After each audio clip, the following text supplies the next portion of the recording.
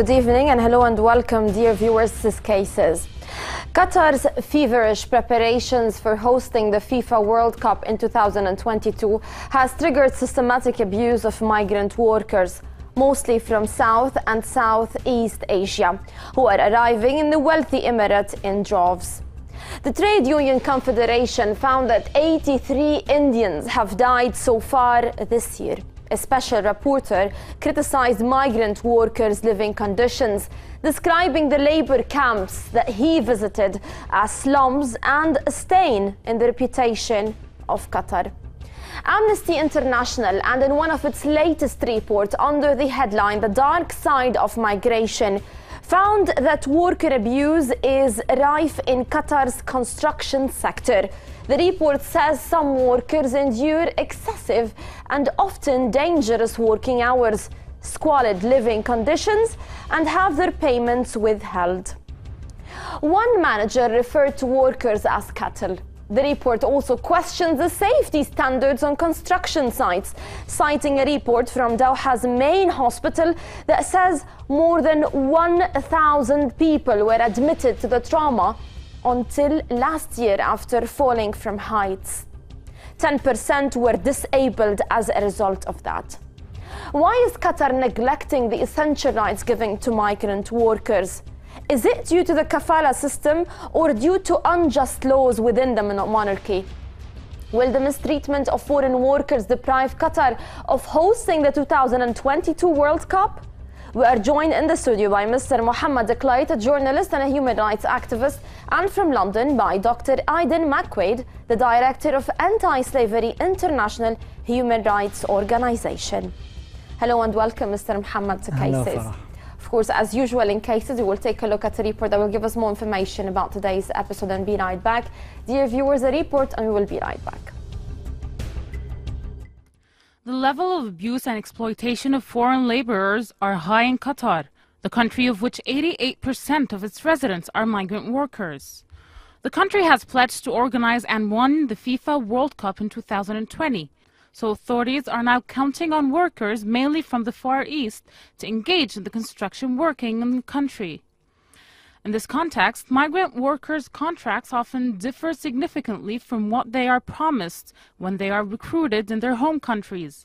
Moreover, many migrant workers in Doha are housed in cramped living quarters, with the temperature reaching more than 40 degrees in the summer. The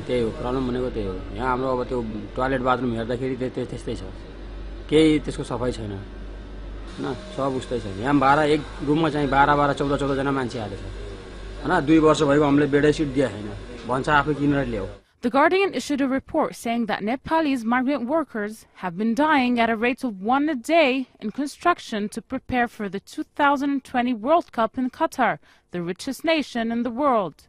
And what makes the situation worse is that laborers have had pay withheld and passport confiscated to prevent them from fleeing the abusive and dangerous workplace conditions, the Guardian added.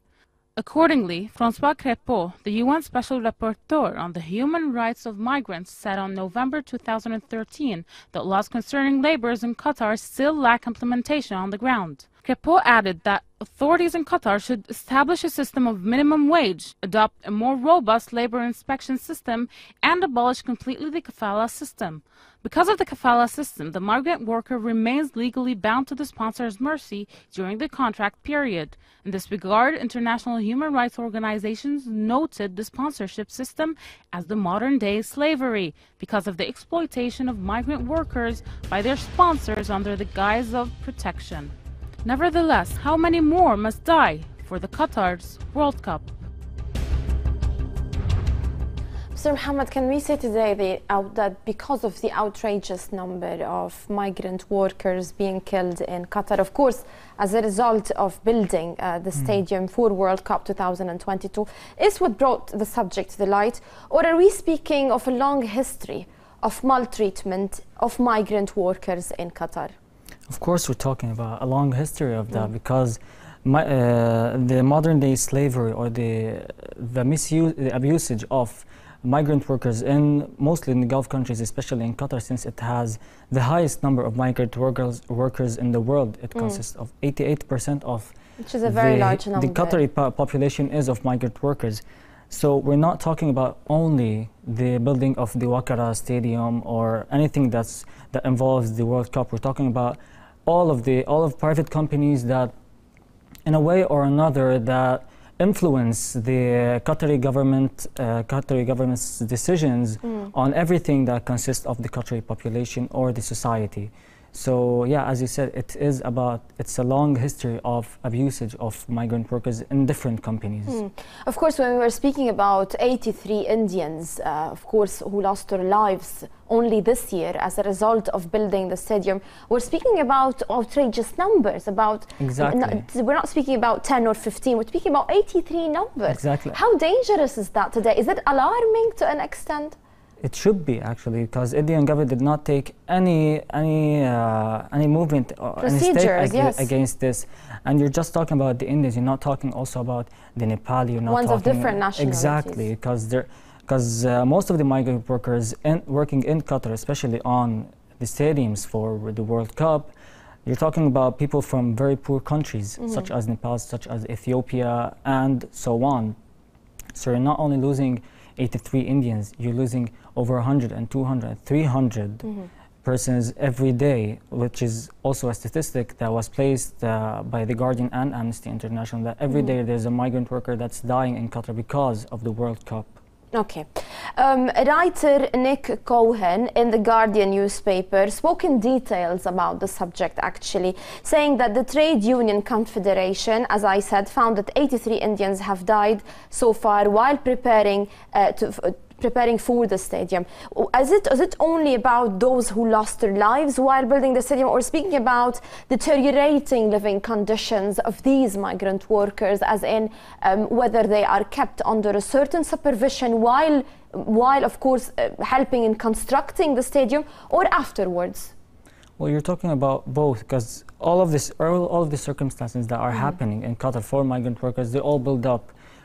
They all sum up this dreadful conditions that they are living in. Whether you're talking about the conditions of work, or you're talking about the conditions at the camps that they have. Yes, or at dwellings. At work, as the report mentioned, that they're working under extreme heat, and that Qatar is like a Sahara. And on the other hand, for more than 12 hours. Exactly. And they have only one day off. They're working for 6 days under extreme heat. And at the camps that they live in, some of the camps of the houses that The Guardian mentioned in its report, that they don't have kitchens. Some of them have extreme, dreadful conditions. Yes. And actually, migrant workers are all stacked up, mostly in 1 or 2 rooms. You've got more than 20 persons living in a room that's like, well, it's extremely, exactly. It's extremely small. How can you describe the gravity of the problem today, Mr. Mohammad? Do you have live examples of the suffering? Of course, now I will be asking Dr. Aidan McQuade once he is ready with us. But here, of course, have we actually reached to reports or even documents speaking about the living condition of special cases, or the report that is issued by human rights, or even speaks in general about the suffering of these? Mostly the reports that are coming out of the kafala system, mostly it's from people who are still surviving this, or still under the pressure of the kafala system, who do not have an exit visa, such as the French footballer, Belounis. Yes. Belounis. Belounis does not have an exit visa. He cannot go back to France, although he played in Qatar, and now, well, he stopped playing football for a long time. He also... So even the football players, they're also affected by the kafala system. So imagine if this is like a football player that's playing for a major club in Qatar from a major country such as France. Even the kafala system does not allow the French president himself to give Belounis an exit visa back to France. Belounis a few days ago sent a message to Pep Guardiola and Zinedine Zidane, asking them, and actually it was more like a plea to get him out of Qatar, since Zidane and Guardiola were like ambassadors at the 2022 World Cup elections representing Qatar. Other than that, migrant workers But here's there is some kind of astonishing here point. I mean, when a football player, a famous French football player is actually criticizing the kafala system, that means the whole press is speaking about it. Obviously, exactly. Qatar does not care about what others think about the kafala system. Well, I mean, if there are even annoying famous football players who can take them to the press and actually say, describe how harsh the kafala system is. Exactly. Here there was also another player which was more famous than Belounis, was Wilhelmsen. Wilhelmsen used to play at an Italian football club after transferring to Qatar. Mm-hmm. He also faced the same problem, but then the Swedish government stepped in with that, because here comes the big picture. Mm-hmm. Because Sweden and Qatar don't have much of political relationships or economical relationships such as France. France does have political and economical relationships, as well as India and other countries. Here, the big picture comes out clear, because if you have countries such as France or any other country that follows economical and political decisions from countries that provide them, especially with oil and gas and other stuff, then you have something to put pressure on these countries. Thus, I think it's very far for France or the UN or any other government in the world to stand in front of Qatar to abolish the kafala system, although there are many recommendations over the years, not just this year, not the year before, not even when they won the rights to do the World Cup in Qatar. We're talking about many years, ever since the Qatari nation was found by the father of Hamad bin Khalifa. Now, there are hopes of this changing now that Tamim bin Hamad has taken power, as well as the Secretary General of the World Cup 2022 in Qatar, Mr. Hassan al-Thawadi, said that there are changes going on since that the kafala system, this kafala system law has went into the Parliament of Qatar. So this means it's a positive sign that this may change after all. Okay, of course, you're speaking in depth about the subject. We're now joined by Dr. Aidan McQuade, Director of Anti-Slavery International. Hello and welcome, Dr. Aidan, to Cases. Thank you for having us. Dr. Aidan, of course, with Mr. Mohammad, we were speaking briefly about the subject. And today, how can you describe the gravity of the problem inside Qatar when at least 83 Indians this year lost their lives as a result of building the stadium as a preparations for World Cup 2022 to be held in Qatar? How do you describe the gravity of the problem here? I mean, it's quite simple. The situation that has been established in Qatar is of forced labour and slavery, and it's extraordinary that the FIFA awarded the World Cup to Qatar with such laws and practices in place which facilitate this. Your other guest spoke about the kafala system. I mean, the only purpose for the kafala system is to facilitate the enslavement of vulnerable workers, and Qatar shouldn't keep the World Cup so long as it has kafala system in place. That's the beginning of the end of the slavery process which is there. Other reforms need to be put in place too, such as minimum wage and freedom of association. But the end of the kafala system Dr. Aidan, when we're speaking about the process. Yes, when we're speaking about such abuse that these migrant workers are subjected to, can we say that they are directly a result, or what's taken place as a direct result of the kafala system, of the application of the kafala system? Or are we speaking about unlawful laws or unjust laws within the monarchy that is actually giving wider chance for business companies, international business companies, to actually apply such harsh positions on the migrant workers or the foreign workers? Well, there's clearly some foreign workers who get decent work when they go to work in the United Arab Emirates, including Qatar. But vulnerable workers, people coming from a poor background, people against whom there is a significant degree of racism in Qatar, they're clearly made much more vulnerable by the kafala system. So the ending of the kafala system must be the beginning of any process to have decent work in Qatar for those who are working on the World Cup.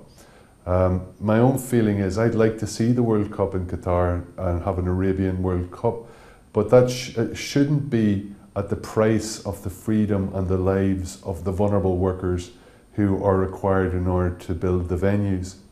And it should be a prerequisite that decent work should be the basis upon which the World Cup is constructed there. Okay, what are the reasons, or can we say that Qatar today lacks a draft law on domestic workers, or the draft law is there and we lack a certain implementation or even enforcement of the law? There's not the law in place. I mean, the law has not been enacted. The law, then, the key question is, once a law is enacted in order to establish the basis for decent work, how will that be implemented?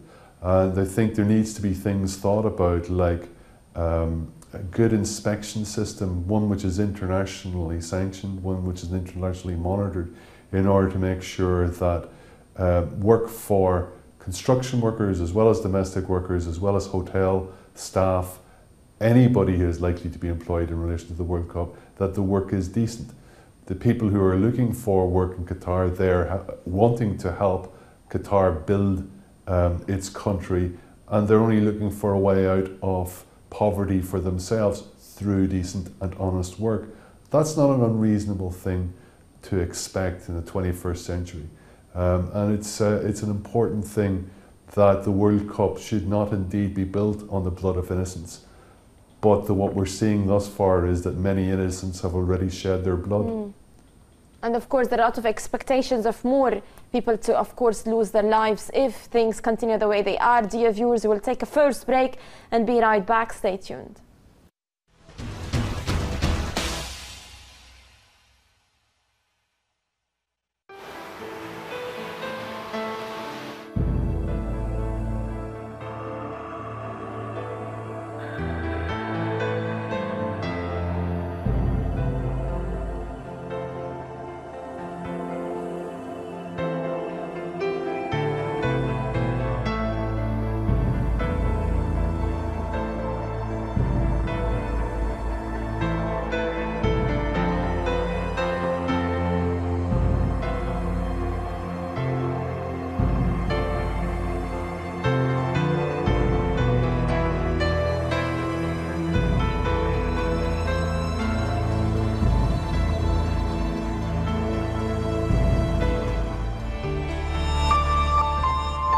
Evening.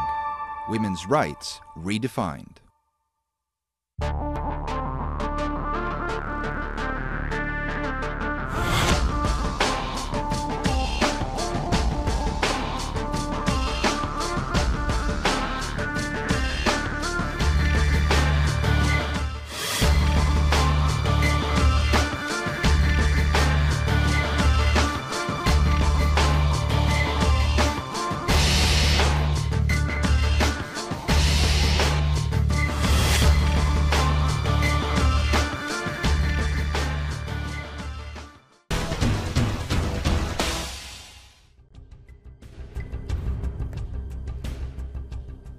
Hello and welcome, dear viewers. According to international news agencies, Qatar pledged to uphold international labor laws when it won hosting rights to the 2022 World Cup, and it must keep this promise by abolishing its restrictive sponsorship system. According to Al Jazeera English, many laborers work 12 hours shift with 1 day off per week. Moving on to the Guardian newspaper, World Cup construction will leave 4,000 migrant workers dead. However, international news agencies said that Qatar 2022 puts FIFA's reputation on the line. International news agencies say Qatar needs 1.5 million migrant workers to finish its project for 2022 World Cup. Finally, Amnesty International said in some cases, migrant workers do not get their salaries. course, probably these are bullet points that are important, of course, and some of them we were actually discussing, Mr. Mohammad. But here, starting from the point actually highlighted with international news agencies who actually said that Qatar 2022 puts FIFA's reputation on the line. Despite blaming Qatar's monarchy for what's taken place, or even a kafala system, is the FIFA also held accountable here? Exactly, and then FIFA grants the right of upholding the World Cup 2022 in Qatar. You could choose another country, for example, but in the end, well, there were talks about Qatar paying FIFA to win hosting one, but in the end, that's all like conspiracy theories, nonetheless. But we could say as well that FIFA are to blame for this, because FIFA grants the right of holding the World Cup 2022 in Qatar, and that it has the right to pull it back. It could give it to any other country that was elected, such as Russia and so on. So the lives of these migrant workers, not only is Qatar responsible for it, but FIFA as well is responsible for it. Okay, of course, Dr. Aidan, do you agree here with Mr. Mohammad? He's saying that even the FIFA should be held accountable. In your opinion, what's their position here? Yeah, FIFA, one hopes sometimes to be surprised to see FIFA do the right thing. I'm getting older than I care to recall, and having ever seen FIFA do the right thing is not something that I've seen. I think Mr. Mohammad is very right. They've gone to Qatar for reasons of money and various other reasons to do with their internal politics. The last thing that was on their mind was the human rights of the workers in Qatar. And they would still not be bothered about the lives and the shedding of blood of the vulnerable workers in Qatar, but for the fact that this has been exposed in the international press. So, you know, the fact that you're speaking about this evening is an important thing for keeping the pressure on FIFA in order to do the right thing, eventually to do the right thing. Mr. Mohammad's very right. They should at least be saying to Qatar, you do these things, you end kafala, you introduce good labour inspections, freedom of association, minimum wage, decent living conditions for the workers, or we'll put the World Cup in South Africa or Russia or Italy or Britain or Argentina or Brazil or anywhere else on the planet. But to say that, as Seb Blatter has said, to say that no matter what happens, Qatar is going to keep the World Cup, that is saying essentially they don't have to change. They can pay lip service to the conditions and the need to do something, but they don't really have to change because we've already made our deals. But Dr. Aidan, here the question again I ask, I mean, can't FIFA take from Qatar the right to actually host World Cup 2022 as a result of not abolishing the kafala system and as a result of this ongoing abuse against migrant workers? I don't see why not. It is in the praise of FIFA to award that. It's in the gift of the World Cup, of FIFA to award the World Cup. I think certainly the vast majority of football fans across the world, of football professionals across the world, will not want to be playing on pitches which have been constructed with the blood of innocent and vulnerable workers, unless within the next 3 to 6 months these changes can be put in place with public commitments immediately for them. They should not keep the World Cup. Football is the most democratic game in the world. It is the one which everybody can play. All you need is a ball of rags. To say that this game, which is representative of the best amongst people, should be constructed on a system that is fundamentally feudal and medieval in its cruelty is something which would horrify not only all football supporters and all football professionals, but everybody else in the world. Okay, so obviously here Dr. Aidan actually is suggesting a vital way to actually solve the dilemma here by when FIFA pressures Qatar, because obviously nothing is more important than hosting the 2022, and we've seen the delight and how happy they were when they got accepted. I mean here, so therefore FIFA has a strong method to actually apply and a duty, in fact. So therefore they are the only ones that can pressure Qatar to abolish the kafala system here. Well, Sepp Blatter and the administration board of FIFA should be very strict with this situation. And as Doctor said, that either you do abide by our conditions, or we take the World Cup into another country. Yes. In the end, if this goes on until the stadium is done, you'll have more migrant workers dying than the players that are going to play on these pitches in the end. Yes. Okay, here, then therefore the FIFA would they do it? Why wouldn't they? I mean, they had the chance to do it when they've seen all these people killed in the stadium. Why wouldn't they do it? Why wouldn't they pressure Qatar? For what interests? Well, here's where it goes political. As I said before, that there are economical and political interests that go for the countries that the administration boards belongs to. In the end, in the Euro 2000, I think 2010, if I'm not mistaken, in Ukraine and Poland, Ukraine was pressured that the rights of hosting the Euro in Ukraine was going to be taken away if they do not build better pitches and so on. While as in Qatar, as under these harsh human rights, anti-human rights conditions, FIFA is very okay with it, although they have said, well, it's all on the media. They have said that we will take the rights of hosting FIFA in Qatar and so on, but this is all media. It's been going on for years now. Actually, they said that the Qatar monarchy actually promised reforms.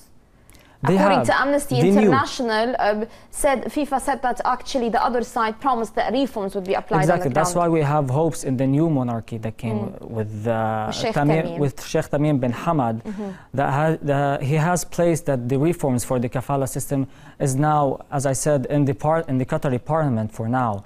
And since now that they have the new law that they are blacklisting every private company that's abusing migrant workers, this is a good step and a positive step in order to sort of gradually abolish the kafala system and to help these migrant workers have their rights back.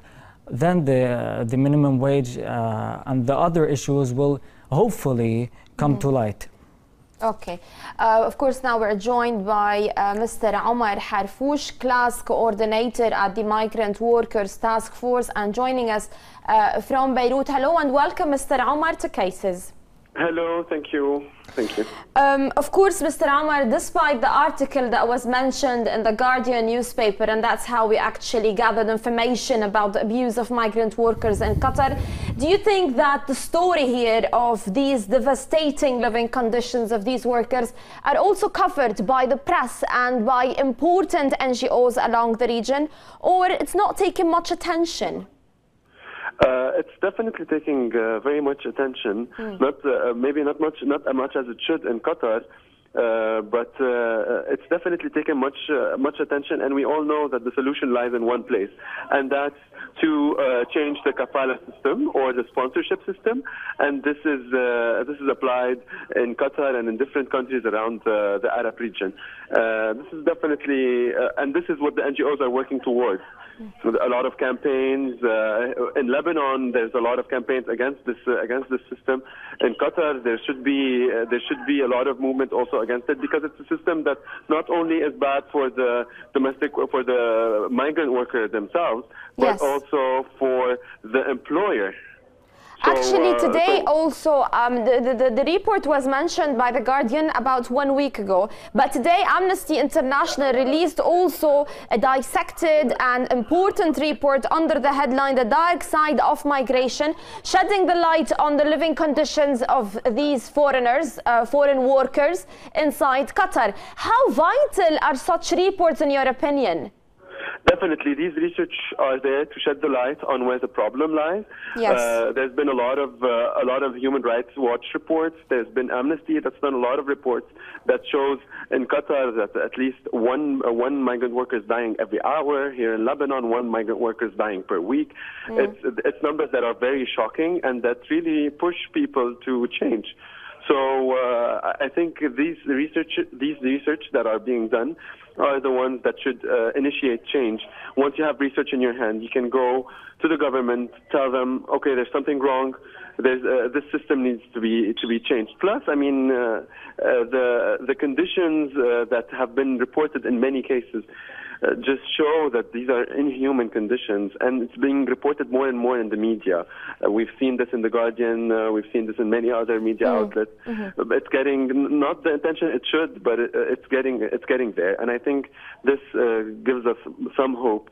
Okay, we're sensing here. Of course, we're sensing some kind of optimism and hope for a solution, but unfortunately, in June 2012, and according to my information, Human Rights Watch issued a report on human rights abuses, including forced labor in Qatar's construction sector. However, Mr. Mohammad, facts on the ground prove that these requests were ignored totally, and in fact, things deteriorated instead of like taking a better path here.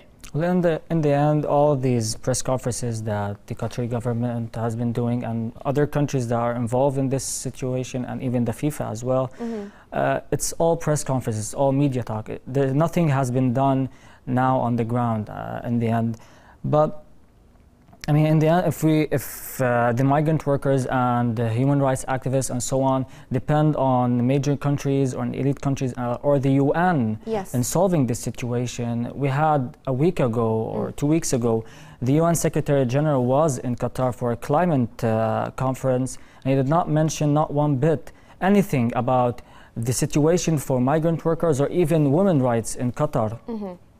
Mr. Aidan, of course, here, how far is the treatment of migrant workers in Qatar from the United Nations Charter, from the rights given in Amnesty, and from the rights given in international organizations, of course? How far are they from that? Of course, speaking about the Universal Declaration for Human Rights also.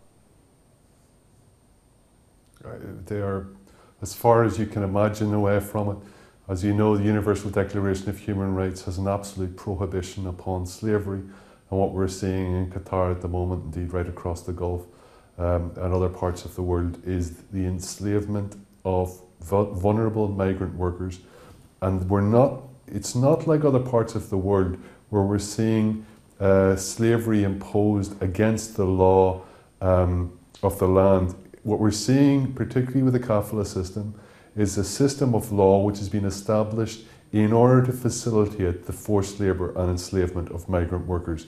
People who are entering the countries legally in search of decent work with the promise of decent work and ending up finding not decent work but enslavement. This is completely at odds with the Universal Declaration of Human Rights, along with all international standards and human rights standards. Okay, Mr. Omar, of course, we were speaking briefly about how the FIFA can actually, we're speaking about solutions, and we said that FIFA can actually place some kind of pressure here to solve the situation. In your opinion, what can be done on the ground? If the monarchy accepted to actually abolish the kafala system, will we have a decent living for these migrant workers, or we should go far than that? Definitely. Well, one, FIFA can pressure the government on on changing this kafala system that is very unfair to all these workers that are coming and that are still going to be coming in the upcoming years. And on the second hand, and I think that what really needs to be done is to apply the ratification that the United Nations has set in 2011 that guarantees that all these migrant workers have their proper rights. With conditions of living, with the conditions that give them their proper day off, and the conditions that allow them to keep their own papers, their passports, because otherwise it will be different forms of slavery. So I think that's the only way through to change, to hope for new change in the kafala system in Qatar. Okay, Mr. Omar, as a class coordinator at the Migrant Workers Task Force, how can you be helpful to this case here? Okay, so definitely what we're doing now, what we do in the Migrant Worker Task Force is empower these domestic workers, these migrant workers themselves, to so that they would initiate change from within. It's them that will start the change. If they start the change, if they can speak out their opinions in different languages, they can speak out their opinions through social media, through different ways of media, then we can see change happening. Then we can see international media paying more attention to this. And then we can see a cry and a call for help that is really needed. Because what we know from outside is definitely what's happening. It's definitely not what is really happening on the ground. I mean, there's more and more violations that are happening that are kept secret because the migrant workers don't think that they have the right to speak. So it's very important to empower these individuals so that they can initiate change from within. Okay. Mr. Omar Harfouch, class coordinator at the Migrant Workers Task Force, thank you very much for joining us from Beirut. Dear viewers, we will take a final break and be right back.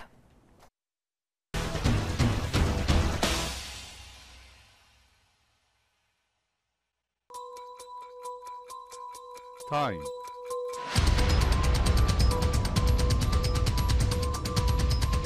Variable. Event. The only constant variable in life is change.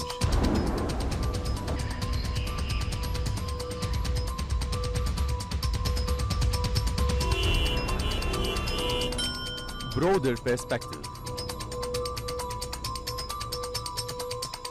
Arguments and counter-arguments on our platform. Global Insights. The globe on our platform.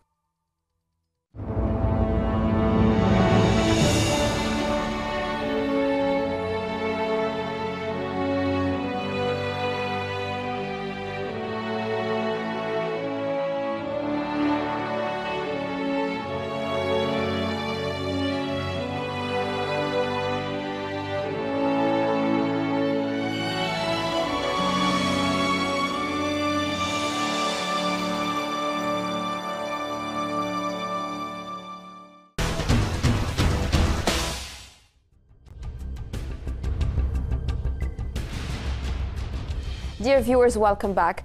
Dr. Aidan, UN Special Rapporteur on the Human Rights of Migrants gave lately a brief description of the dwellings that migrants live in by saying, here I quote, "I saw bunk beds which are prohibited, I saw overcrowding, I saw very shoddy construction, poor access to water." In your opinion, how threatening will his report be, and what will be the ramifications of such a report? I think what we're hoping for is to see an accumulation of pressure on FIFA and the Qatari authorities in order to address the situation. I don't think there'll be one single piece of evidence, one single piece of research which will demolish the edifice of forced labour in Qatar. But that accumulation of research and work, as Mr. Omar was saying, the accumulation of research and investigation into the abuses, that keeping it in the public attention, I think these things will help build the pressure towards ending the system.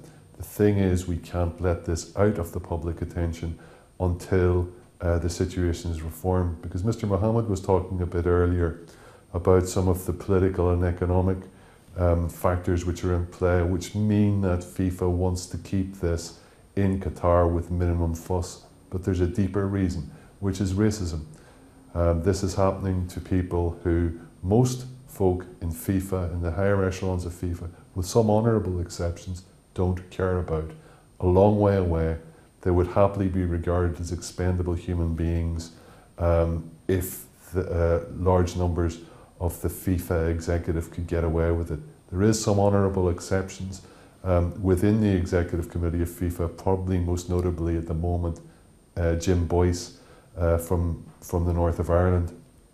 But generally speaking, they're not prepared to stand up and do the right thing for vulnerable migrant workers thousands of miles away, particularly whenever they have such financial interest in it. Dr. Aidan, however, in a later paragraph inside that document, the UN Special Rapporteur actually welcomed the government blacklisting of companies that abuse migrant workers. That means that the government here is working and that the sector to blame are the companies and not the government. Is that what is understood here? There's a lot of blame to go around in this. But the first thing I think it's important to understand is that the legal system itself with kafala is what is the fundamental foundation upon which everything else grows. It is a good step forward that of the blacklisting of companies and the blacklisting of those who are abusing migrant workers, but it's not enough. An awful lot more needs to happen. So it needs to have a fundamental reform of the law, which is the foundation of this, particularly around kafala, the putting in place of a minimum wage, the putting in place of freedom of association. These are basic measures which are within the power of the government of Qatar and nobody else really. And FIFA should bring pressure to bear on the government to deliver this. Qatar should not have the World Cup unless it introduces these reforms. And the companies themselves have their own responsibilities, ensuring that there is safety and good living conditions on the work sites. There's plenty of blame to go around. Few come out of this situation well. Most would prefer that the world turns its eyes away from it until so that they can quietly make their money without any controversy. But it is good that people like yourselves and other journalists across the world and other investigators across the world are not letting that happen. Okay, Mr. Mohammad, what are the laws that Qatar is breaching, in your opinion, when actually leaving these migrant workers to be subjected by their bosses and by their employers to such abuse? We've got several laws here that Qatar is breaching. Most of them are laws and protocols that Qatar has signed they are in the UN. Signatories of. Exactly. You got the Universal Declaration of Human Rights in the Article 13, which gives the right for every human freedom of movement and traveling wherever he or she wants, which is not happening in Qatar due to big corporations in Qatar. In the end, when you're talking about Qatar, you're talking about big corporations pressuring the government to impose certain laws. These big companies do cancel the exit visas for migrant workers or any worker that comes to work in their name or their employee. And you've got the Forced Labor Convention. The Forced Labor Convention imposes on the authorities that they do not permit the imposition of forced labor in favor of private companies or private or persons or so on. And that is also breached at the same time. So of course, when these international laws that Qatar is a signatory of and actually already ratified these charters or even these conventions, that keeps it in a more awkward position in front of international community for also breaching international laws. Well, from that point, as I said, that we could conclude from this that Qatar, the government, is a mediator between FIFA or global organizations such as UN and so on, and the big major companies that are working in Qatar and are employing these migrant workers and placing them under hard and dreadful conditions.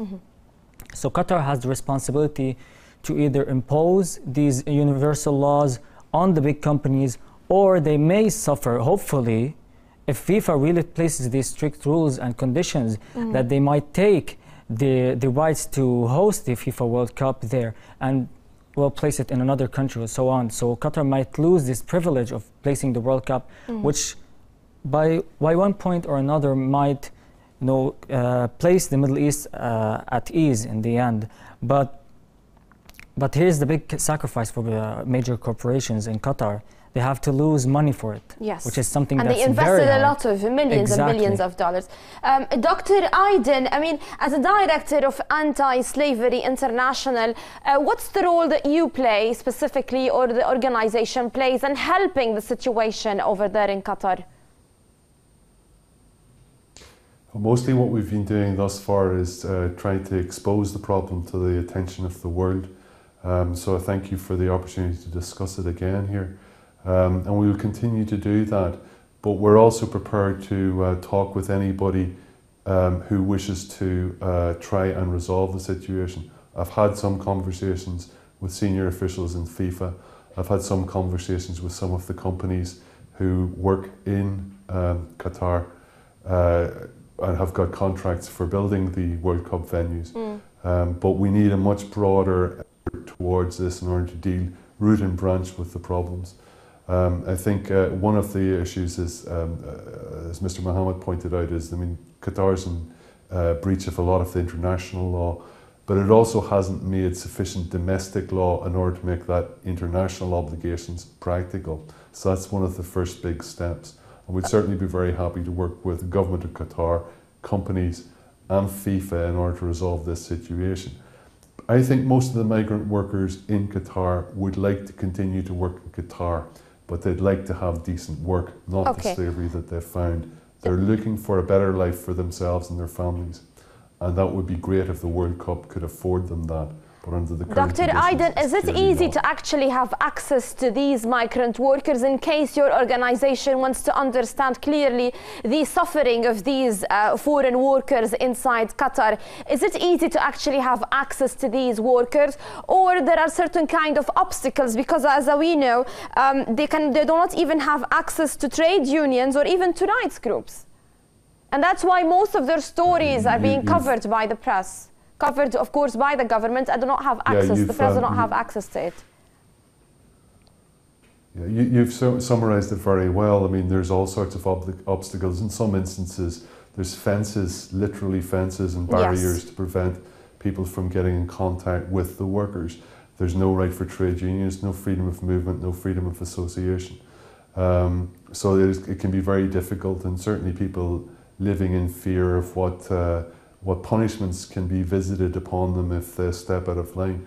So there's a lot of constraints, but the stories have been getting out because of brave workers, brave human rights activists in the region and beyond the region, such as Mr. Mohammad and Mr. Omar, who've been speaking here tonight, as well as this programme itself.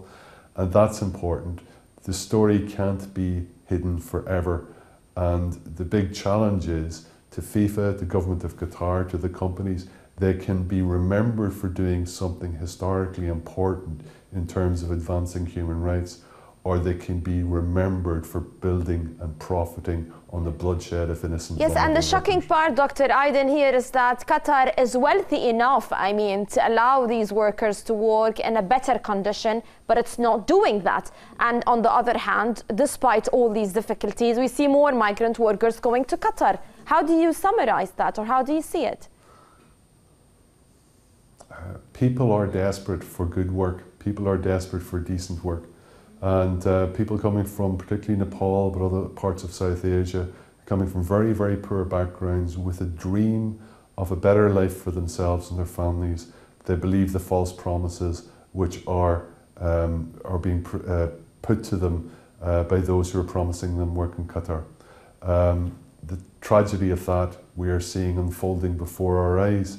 And I think one has to recognise that there is a significant issue of racism associated with this, that people are being treated this way because they're Nepali and Indian and South Asian, in the way that Europeans would rarely be treated, in the way in which Americans would rarely be treated, in the way in which other Arabs would rarely be treated by other Arabs.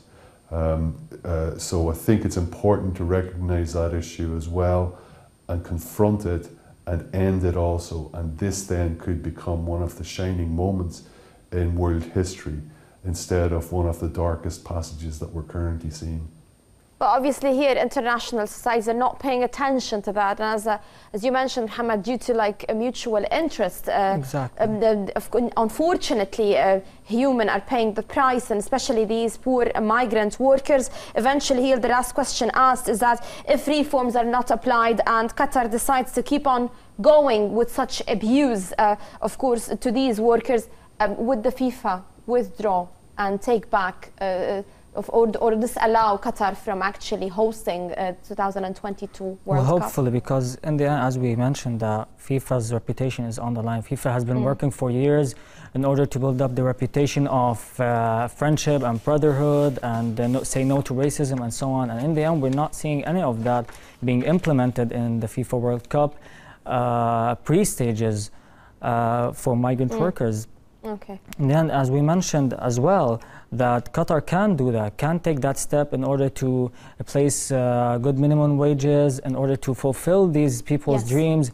In the end, Qatar is the wealthiest country in the world with $88,000 for per person living in Qatar. Yes. Not only Qataris, but as well as migrant workers. And eventually, as Nick Cohen actually highlighted in The Guardian, anyone writing about the World Cup must also acknowledge that the beautiful game is now bound up with racial privilege, exploitation, and the death of men who should not be forgotten so readily. Dear viewers, that's all the time that we have. I would like to thank Mr. Mohammad Kleit, journalist and human rights activist, and joining us also from London is Dr. Aidan McQuade, Director of Anti-Slavery International. Thank you, gentlemen, for all the information that you submitted, and hopefully that things would actually find a better way inside Qatar, and these migrant workers will also find a better condition to live in. Dear viewers, that's all the time that we have. Thank you for watching.